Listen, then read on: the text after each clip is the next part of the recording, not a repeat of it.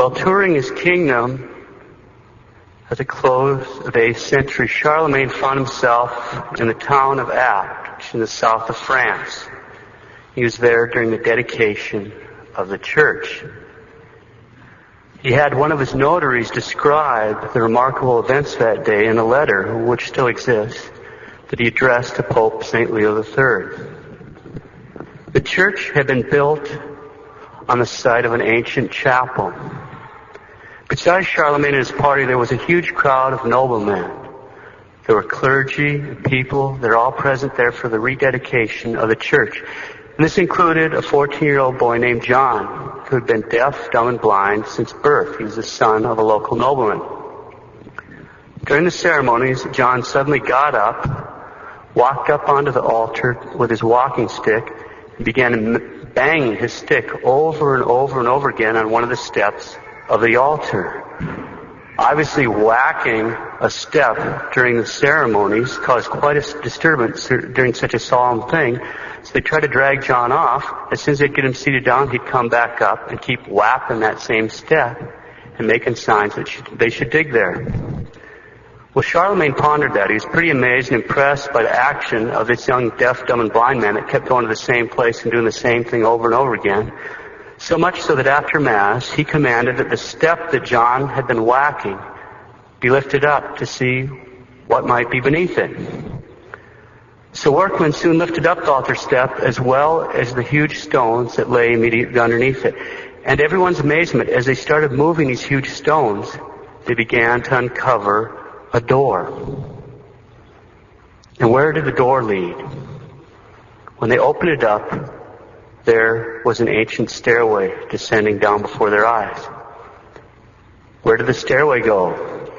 Down to the crypt of the ancient church in which Mass had been said centuries before during the times of the Roman persecutions. It led down into that underground church.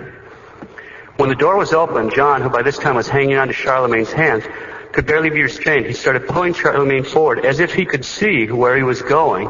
In spite of the fact he's deaf, dumb, and blind, he's pulling him, and Charlemagne gave orders that the crowd should be held back, and then he allowed John to lead him down the stairs. John led Charlemagne down into the crypt, and then over to a wall, and he began whacking on that wall with his stick again, over and over again. So Charlemagne got the workmen there, and they pulled away that section of wall. And when they did, it uncovered a long, dark passageway. Here was this narrow passageway that had been hidden behind that wall. So John led Charlemagne and his companions down that passageway. And at the end of that passageway, they came to another crypt where there's a walled-in niche. And to their great astonishment, in front of this niche was a burning vigil lamp. Now think about that. You can imagine how astonished that is. You've just lifted up the altar step, removed all these stones, uncovered a door, gone down into it, taken out another wall, and then you get back there and here's a candle burning in the underground like that. A burning vigil lamp. You've had a deaf, dumb, and blind boy lead you to a buried door, to a buried crypt, through a wall, and back to this walled-in niche with the burning vigil lamp. And the whole crypt is filled with this unearthly heavenly glow. So they're standing there pondering all these things when all of a sudden the vigil lamp went out. At the very moment the lamp went out, John miraculously received his sight, his hearing, and the gift of speech. This boy that had been deaf, dumb, and blind since birth could suddenly see, he could hear and speak. And his very first words were, "It is she, it is she." Charlemagne didn't have the slightest notion what he was talking about, but he started repeating the words, and the people repeating them down the tunnel, and then all the way up above, and everybody fell to their knees. What was going on? Everyone's saying, "It is she," but who is she? The locals actually knew who she was. They knew that she was somewhere under the church. They knew that after the Roman persecutions, when the barbarians had begun to swarm over that region, she had been carefully hidden for safekeeping for many, many centuries. But they hadn't known where she was. Well, fine, Father, but who is she? Well, Charlemagne had the workers open up this little walled-in niche. And as soon as they began opening it, the air filled with this beautiful smell like an oriental incense. This sweet smell. And they could see laying there in the recess a wooden casket, a cypress casket was laying there. So they took out the casket and they opened it up. Here's this beautiful oriental cloth wrapped around relics. And in the relics, there's an inscription. An inscription read, "Here lies the body of Saint Anne, the mother of the glorious Virgin Mary." The relics of Saint Anne had been miraculously rediscovered. That's the relics of the mother of God. It's the relics of God's grandma.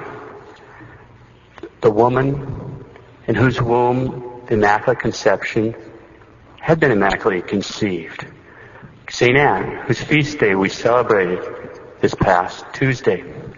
So Charlemagne, with all those present, spent a long time on his knees in prayer and venerated the holy relics which had been so amazingly discovered. For 3 days, the people of Apt, who were struck by the great mercy that God had shown them and these miracles, kept a reverential silence, which to me in itself is as great a miracle as the rest, if you can imagine a town being very quiet and only speaking when necessary and then only in whispers. Charlemagne had an exact narrative of these events drawn up by one of his notaries and a copy sent to Pope St. Leo III with the royal seal. And this letter and the Pope's reply still exist. Okay, Father, but there's part of the story missing here. It's just how did St. Anne's relics end up in southern France in the first place?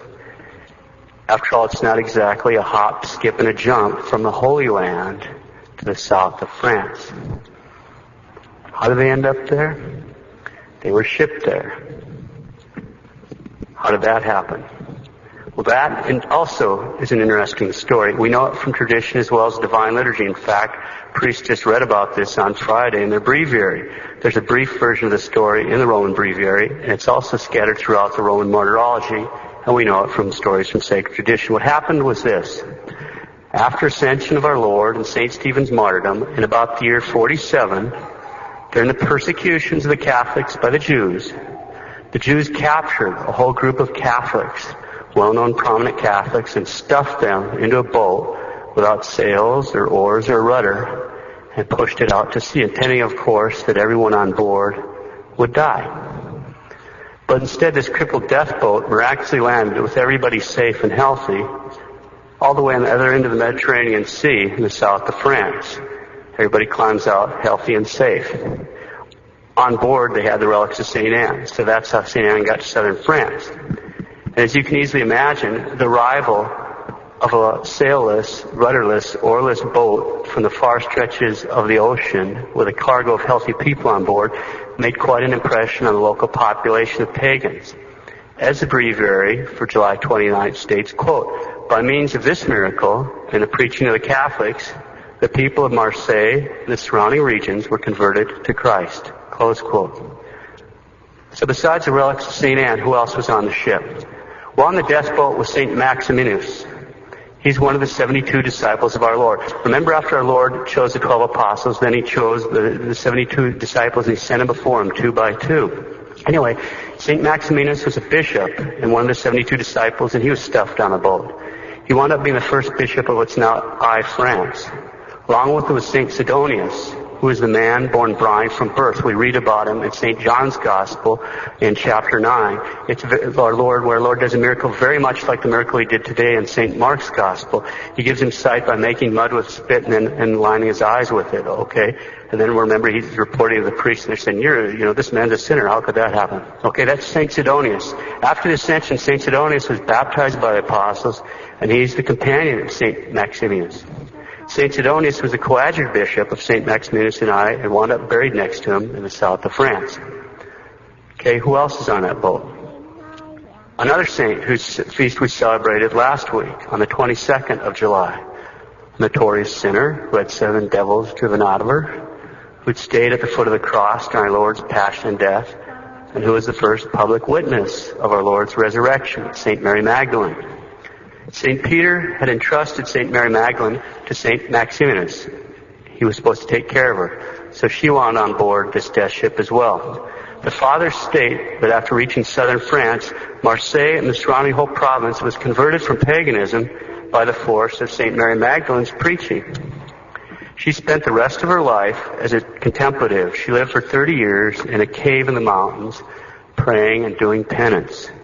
Like St. Catherine of Siena and St. Gemma Galgani, her only food was the most blessed sacrament, what the holy angels would bring to her every day. That's what she lived on.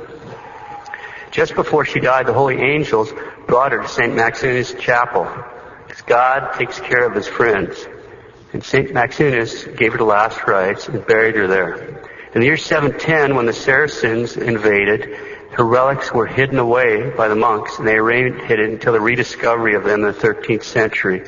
They're confirmed to be authentic relics of St. Mary Magdalene by Pope Boniface VIII. They'd taken part of her jawbone and sent it to the Lateran, and then after it came, they rediscovered them to make sure they took the Lateran jawbone, they fit in exact, the piece of missing jaw and whatnot, so they knew it was St. Mary Magdalene. Okay, so who else was on the death boat? St. Mary Magdalene's brother, St. Lazarus. St. Lazarus became the first bishop of Marseilles, and after the conversion of his people from paganism, he ruled the church in peace.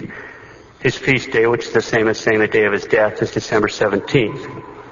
As the Roman Martyrology says for that day, and the Roman Martyrology is this liturgical book that we read every day during Prime. It contains a list of the martyrs and the saints for that particular day of the calendar year.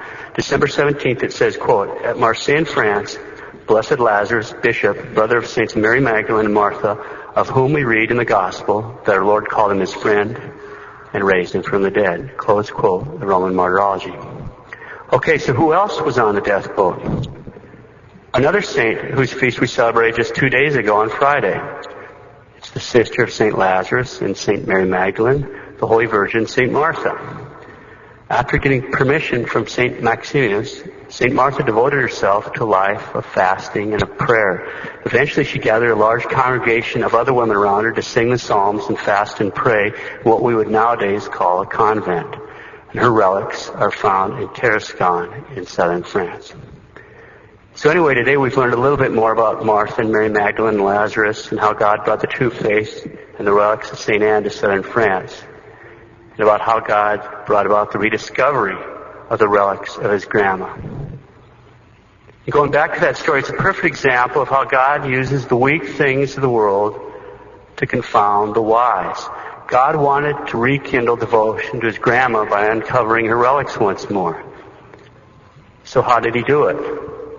Right in the presence of the Holy Roman Emperor, the greatest military leader in the world, in the presence of all the great warriors, all these noblemen, all these big shots, the bishops and the clergy and the priests and the religious, all these faithful men and women, in the face of all the high and mighty of the world, who did God choose? A 14-year-old who's been deaf, dumb, and blind from birth. All right, those are physical problems, but we can all say that about ourselves in different ways, certainly spiritually. That's the whole great thing about our religion, is God will use us in spite of our different problems if we just let him. If we dispose ourselves properly. The very least he'll do with us is make us saints, if we let him. That's why we're Catholic. He doesn't give that to everybody. But he gave it to us. Anyway, since that day, some 1,200 years ago, that St. Anne got her grandson to give the gifts of sight and hearing and speech to John, she hasn't let up for a minute, interceding for those who turned to her.